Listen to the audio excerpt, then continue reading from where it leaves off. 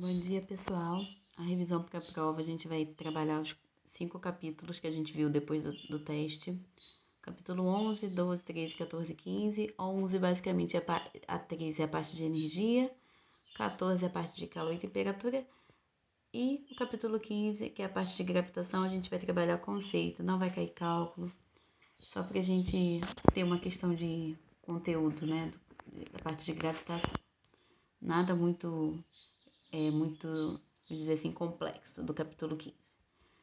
Então, capítulo 11, a gente falou algumas semanas atrás, sobre as diferentes formas de energia. Né? E a gente vai ver aqui que no dia a dia, a gente tem várias formas de energia que, na verdade, são convertidas de uma para outra. Por quê? Existe um princípio de conservação de energia que nada é criado, nada é perdido, tudo é transformado. Então, à medida que a gente tem uma luz da lâmpada, você precisa ter a conversão da energia elétrica em uma energia luminosa e a energia, por exemplo, quando você tem uma queda de algum objeto, você tem uma energia potencial gravitacional. Quando você tem uma geração de movimento, energia cinética e daí por diante. Então, no dia a dia, a gente tem vários tipos de transformação de energia e a gente vai ver um pouquinho disso ao longo das aulas. Definição dessa aula, no caso. Definição de energia. Energia é tudo aquela capacidade de algum objeto, algum sistema de produzir trabalho. E o trabalho a gente vai ter nada mais é que o deslocamento de algum objeto naquele sistema. Então, a energia é tudo aquilo que vai produzir trabalho. Você vai trabalhar com aquele princípio de conservação de energia e que a energia não se perde, não se cria, se transforma em outra. A unidade de energia é o Joule, como eu falei em física, tudo que a gente estuda vai ter uma unidade. Então, a de energia é Joule, assim como o trabalho. Lembrando que você pode converter caloria para Joule nessa associação aqui. Exemplos de energia: elétrica, térmica, luminosa, cinética, como a gente tinha visto no slide anterior. Todas essas energias aqui, gravitacional, magnética. Então, ao longo do dia a gente consegue ver energia mecânica, calorífica, luminosa, todas elas. A energia cinética, a fórmula é essa aqui, que a gente vai ver também nos próximos slides. Só para fechar. Tá, a gente falou de energia, que é a capacidade de gerar trabalho. Energia mecânica. O que é energia mecânica? Ela é a somatória de energia cinética, ou K, e energias potenciais, US. Para que serve isso? É uma capacidade de fazer movimentos e gerar um tipo de energia, trabalho, né? Então, elas estão associadas para você fazer trabalho, para execução de tarefas. Energia potencial, ela é armazenada e pode ser transformada em outra para fazer com que o trabalho seja realizado. E energia cinética é movimento do corpo, que tem essa fórmula aqui. Energia cinética é igual massa vezes velocidade ao quadrado sobre 2. Então, energia mecânica é a somatória dessas duas energias. Então, o que a gente vai ter? A energia cinética, que a gente tem essa fórmula aqui, e energia potencial, que é massa vezes gravidade vezes altura. Porque potencial normalmente é gravitacional. Você vai ter um objeto de uma certa altura, você vai ter a gravidade, porque a gravidade ela atua em alturas, e vai ter altura porque vai depender da onde vai estar aquele objeto. Então, a energia mecânica é a associação da energia cinética mais a potencial. Normalmente, que pode ser gravitacional ou elástica, mas normalmente é gravitacional. Dito isso, em relação ao sistema de energia, você tem sistemas conservativos e que você só vai ter forças conservativas e você vai ter a energia mecânica se conservando, ou seja, a situação inicial vai ser igual à situação final. A transformação de energia é reversível, ou seja, de uma energia cinética eu posso transformar em uma energia potencial gravitacional e de uma energia potencial gravitacional eu posso transformar em uma energia cinética. Então, pode ser convertida uma a outra. E normalmente está associada a uma energia potencial. Por isso que a gente fala que a energia mecânica se conserva. Então, o sistema conservativo é energia mecânica, você pode ter, como eu falei, energia potencial pode ser gravitacional ou uma energia potencial elástica, que a gente vai ter essa fórmula aqui, junto com a energia cinética, mas é sempre energia potencial mais energia cinética. Então, você tem uma mola com uma constante e você tem as variações das compressões, das deformações. Então, essa energia ela vai se conservar, independentemente do que você fez durante o trabalho. Não conservativas são as forças dissipativas, ou seja,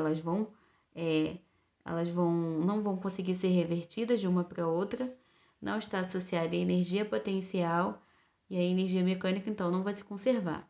E as forças dissipativas normalmente são aquelas que atrapalham o movimento. São forças de atrito, energia térmica, resistência do ar. Então a energia ela pode ser, digamos, perdida por essas forças dissipativas, que normalmente são essas três. Força de atrito e energia térmica em forma de calor. E a gente vai ter esse tipo de energia, esse sistema dissipativo. Então, quando parte de energia ela é transformada em outra, e aí você não... Energia térmica... energia sonora também é uma força dissipativa. E aí você vai ter o sistema dissipativo, ou seja, não conservativo. Falando então, energia está associada a trabalho, então o capítulo 11 e 12 vão cair bastante na prova. Então, trabalho, você pode ver um T ou W é igual a força vezes deslocamento. Como normalmente deslocamento você vai fazer deslocamento na horizontal, você vai ter deslocamento vezes cosseno do ângulo. Por quê? Movimentos na horizontal você vai trabalhar com o cosseno, né, da parte lá de matemática. Então, seno aqui não vai entrar. Então, trabalho vezes força vezes deslocamento vezes o cosseno do ângulo, supondo que seja 30, cosseno de 30, 1 sobre 2. Então, a gente vai dar também na questão, então é tranquilo. Unidade, como eu falei, assim como está associada a energia, é joule igual a energia, a unidade. Aqui você tem movimentação e eu quero deslocar esse armário aqui. Eu tenho que aplicar uma força para ele deslocar e dependendo do ângulo eu vou mudar essa força ou não. Então, é só para vocês entenderem por que dessa fórmula. Então, trabalho e energia potencial. Como eu falei, a energia potencial ela pode ser dois tipos de energia potencial. Energia potencial elástica, que eu tenho as deformações de sistemas elásticos, e energia potencial gravitacional, que tem a ver com a altura. A energia potencial gravitacional, você tem a força-peso, que é por essa fórmula aqui, e o trabalho nada mais é, que é a força-peso vezes o deslocamento na vertical. Por quê? A única trabalho que a gente vai ter na vertical é esse aqui, o restante vai ser na horizontal. E o que a gente vai ter? O trabalho, força-peso, que é a massa vezes a gravidade, deslocamento vertical, que é a altura. E aí a gente vai ter essa energia potencial gravitacional, que é associada ao trabalho. Trabalho e energia potencial são sinônimos. E aí a gente pode associar essa energia potencial à mesma fórmula do trabalho. Eu acho que é bem claro. Então, como eu falei, energia é a capacidade de gerar trabalho. Então, pode ser associada as energias com os trabalhos. Então, a única energia trabalho que a gente vai ter na vertical, nesse caso aqui, vai ser a gravitacional, porque envolve a altura. Todas as demais é na vertical. Então, aqui a gente tem a legenda também, caso vocês tenham alguma dúvida. Ó, massa, gravidade, altura, unidade de medida, que é joule, né? Energia potencial elástica. Como eu falei, ela tem a ver com o trabalho dela vai ter a ver com a energia elástica dela. Qual é a fórmula de energia elástica? K vezes x ao quadrado sobre 2. Então, K é o quê? A constante da mola. Cada mola vai ter uma constante diferente. Supondo que minha mola x vai ter uma constante 2, então minha constante vai ser 2. O problema vai ter que te dar. E a deformação, que é o deslocamento, mais ou menos, que aquela mola teve. Então, x ao quadrado, a deformação de 2 centímetros, 2 ao quadrado. E sobre 2, porque matematicamente chegou-se a essa fórmula. Então, O trabalho pode ser associado à energia potencial elástica e essa fórmula aqui. K vezes x ao quadrado, em que K é a constante e o x é a deformação. Trabalho e energia cinética. Então, a gente falou de energia potencial gravitacional, as energias potenciais, a gravitacional, que é na vertical, a elástica, que é na horizontal. E vamos falar da energia cinética em relação ao trabalho. Energia cinética tem a ver com movimento, então o trabalho ele tem a ver com a energia cinética, que pode ser esse ΔK e ΔE. Por que tem o delta? Porque todo movimento ele tem um estado inicial e um estado final. Então, aqui você vai ter estados iniciais e finais. E vai ter que usar essa fórmula maluca aqui, como se fosse da velocidade. Então, você parte da energia cinética, que é massa vezes velocidade ao quadrado, sobre 2. Beleza. E aí você usa esse delta, que é a variação. Então, eu tenho esse carro aqui. Ele começou na situação A e foi para a situação B. Então, eu tive uma variação desse movimento. Como que eu vou usar essa fórmula aqui? Massa vezes variação de B, que é o estado final, ao quadrado, sobre 2, menos massa vezes variação IA ao quadrado sobre 2. Por quê? A diferença delta é o estado final menos o original. Se fosse C aqui e D, seria D, M vezes V, velocidade em D, sobre 2, menos M vezes velocidade em C sobre 2. Então, é sempre final menos o inicial. Isso é para energia cinética e trabalho de energia cinética. Então, se eu tenho um exemplo aqui, acho que eu vou cobrar essa parte de gravitacional. Então, não vai ser muito básica a parte de cálculo, não. Então, o exemplo da apostila que a gente viu, uma bola que tem essa massa de 0,350, que tem uma altura máxima de 20 e que a gente falou que a aceleração é de 10, está perguntando qual a energia potencial dessa bola. Como a gente está falando de altura, a energia potencial que gravitacional, porque a gente também tem gravidade. Colocando as informações, os dados na fórmula, é só multiplicar todo mundo e aí você vai achar um valor. Como eu falei, a unidade de trabalho e energia é joule. Eu não tinha terminado essa conta porque eu deixei para vocês fazerem em casa. Então, enfim. Então, basicamente é isso. Vai só colocar nas fórmulas. Se eu falasse em sistemas elásticos, vocês iam usar energia potencial elástica. Eu ia usar essa fórmula aqui. Se eu falasse energia cinética, eu ia ter uma diferença de movimentação aqui. Eu ia ter um objeto numa situação inicial e um objeto na situação final. Eu ia ter que fazer essa diferença aqui, usando a fórmula da energia cinética. Então, aqui é o que eu falei, que a gente vai usar a energia potencial elástica. Você tem a constante, que ele vai ter que te dar, e eu tive uma deformação, que é o x, de 0,1 metros. Eu apliquei 2.000 vezes 0,1 ao quadrado, achei sobre 2 e achei esse 10 joules aqui. É importante ressaltar que tanto para esticar ou comprimir, a energia elástica vai ser igual, porque só vai depender do deslocamento. Então, não vai depender se comprimiu ou se esticou. O deslocamento é que vai fazer com que ela varie. Transformações de energia, bem básico, porque na verdade, como eu falei, uma energia se transforma em outra. Normalmente você segue a lei da conservação de energia ou princípio. Você sempre tem uma fonte de energia e essa energia ela pode ser armazenada e transformada em outra energia. Normalmente a energia transformada a útil, ela é transformada em trabalho. E aí você tem uma energia útil, né, que vira trabalho, ou seja, movimento, alguma atividade, execução de atividade. E tem uma energia que ela é perdida, dissipada. Então, ela normalmente por calor, se a gente pensar em máquinas. Mas você tem a dissipação por força de atrito, você tem a dissipação por energia luminosa e etc. O exemplo disso é a energia que acontece para o carro funcionar e as energias luminosas, dependendo do tipo de lâmpada. Então, só para fazer recapitular, que a gente tem fontes de energia.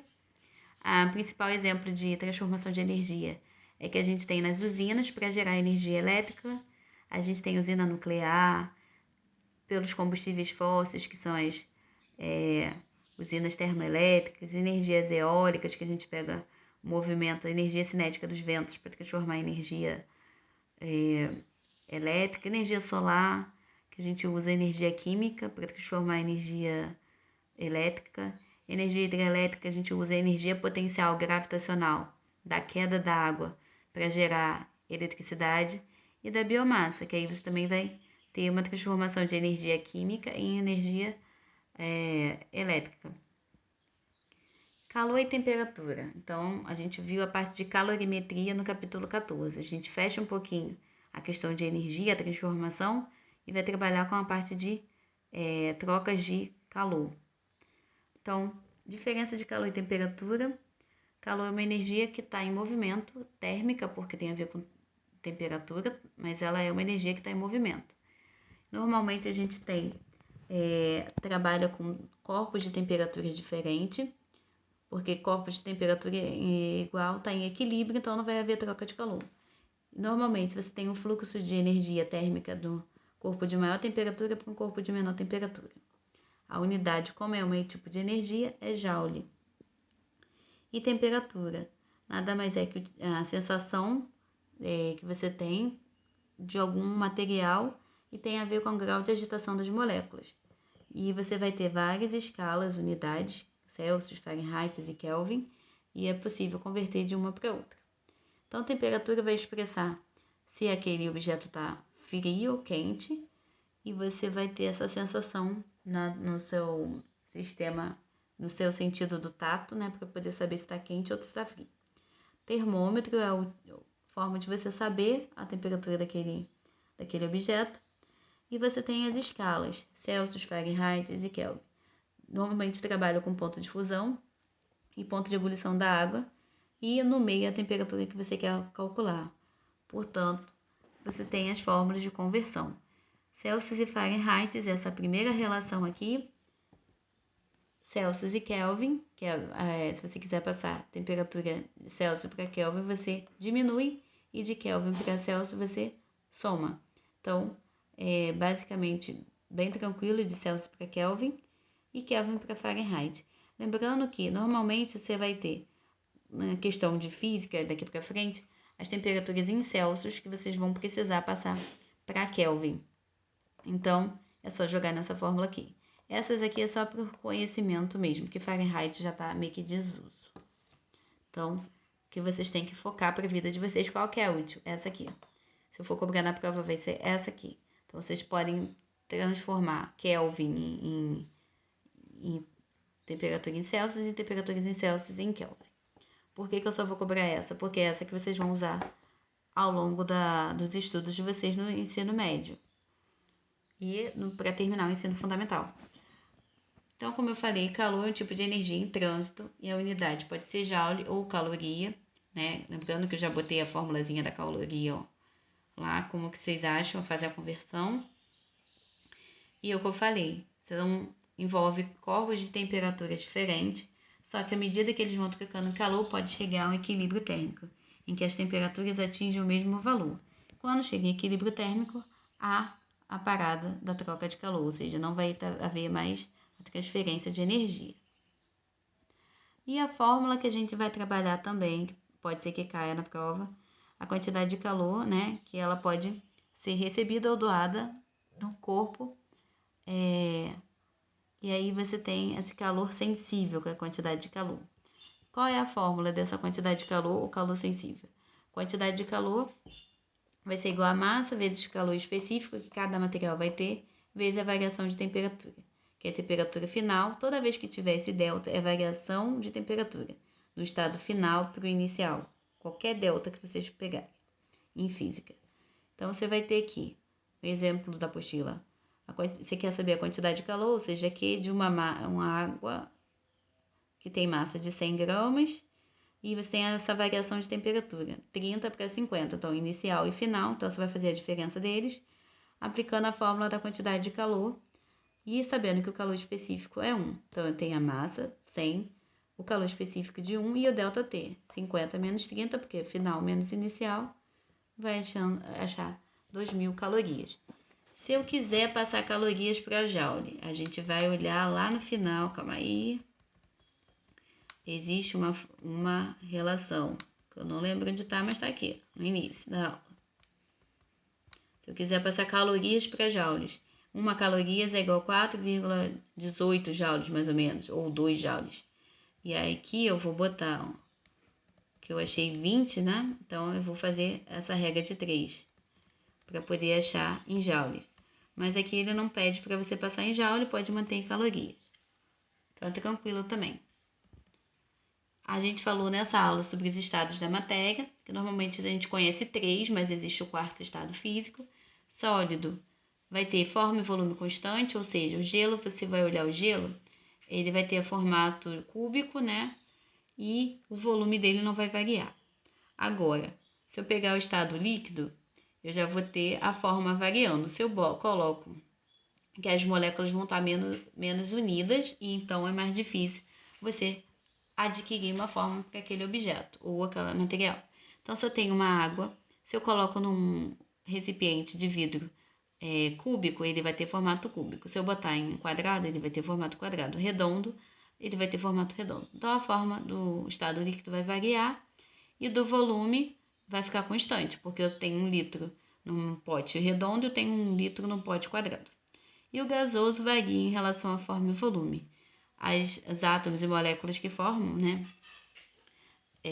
Os átomos que formam esse estado gasoso, eles são muito dispersos, muito separados. E aí vai causar variação de forma e volume. Então, os estados da matéria vai depender de temperatura e pressão.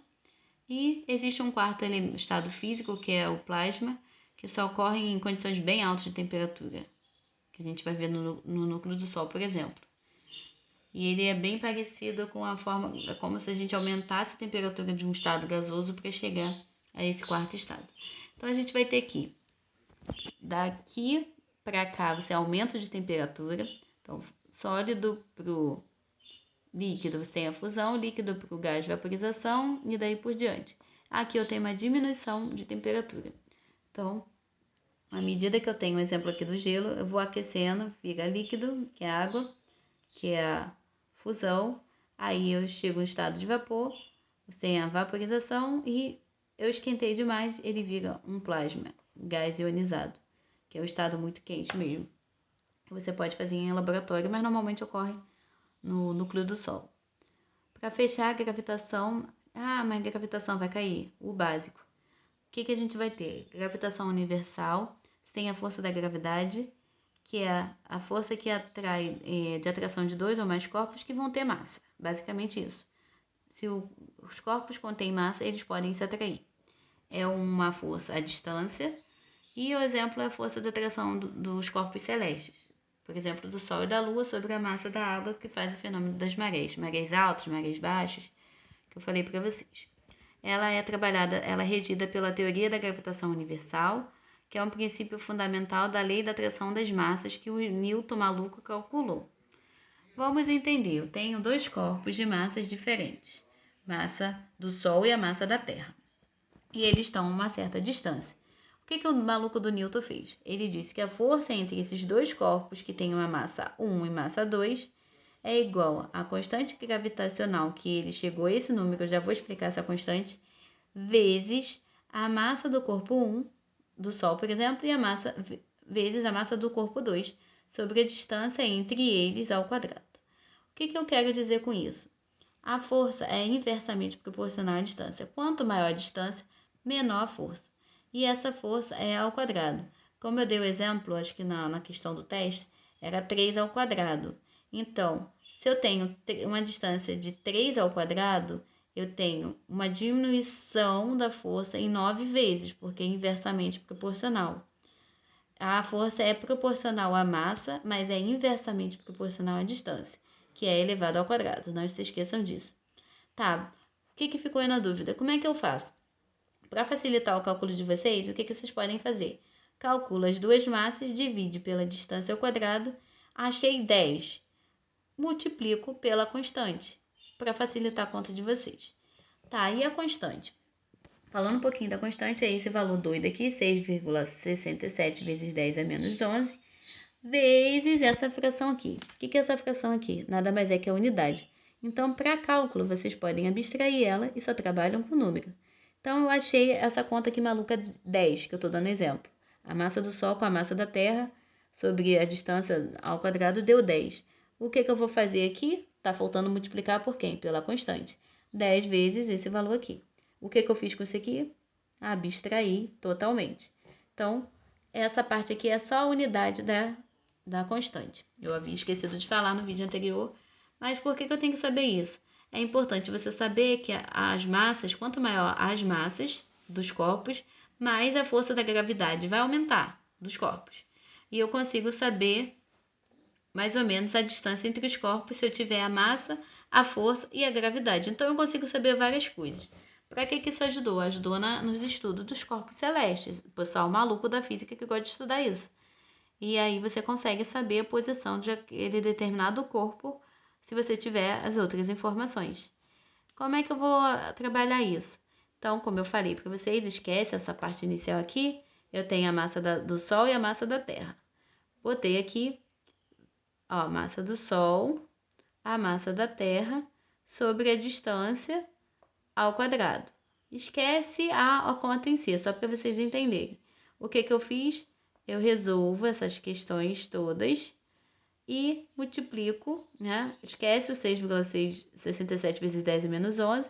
Resolvo essa parte primeiro, ó, da massa do Sol, da massa da Terra, sobre o d ao quadrado. E depois que eu tiver o resultado, eu junto com a gravidade. Vocês vão trabalhar muito com potências. Então, o que vocês vão fazer? Os números com potência, vai separando os 10 no cantinho. E depois, o que vocês fazem? Soma ou diminui as potências. Isso trabalham com os números fora da potência, por exemplo, 6, 2, 6,6 e 1,5. Vocês vão trabalhar com esses números. E as potências depois vocês somam ou diminuem. Lembrando que a potência aqui, 10 elevado a 22. Quando eu subo, ele vira 10 elevado a menos 22, porque eu estou subindo, então tá dividindo, quando ele passa para cima, ele passa com o sinal contrário, 10 elevado a menos 22. Acho que basicamente é isso. E qualquer coisa a gente se fala lá durante a aula no Classroom. Boa semana de aula a todos.